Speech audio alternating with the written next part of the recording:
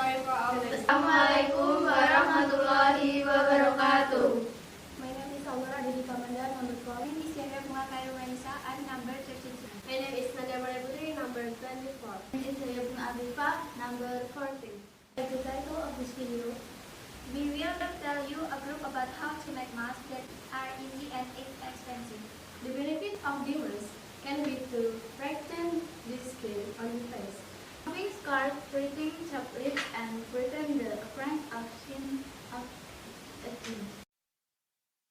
The real love, the real love, the real love, the real love.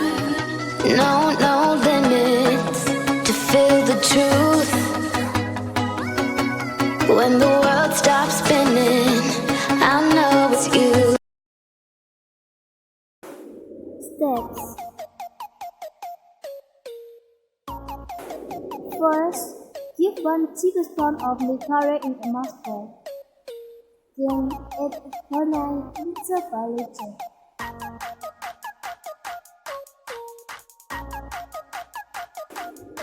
And stir.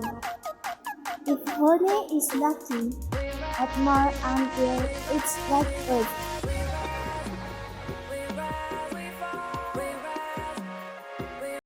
How to use.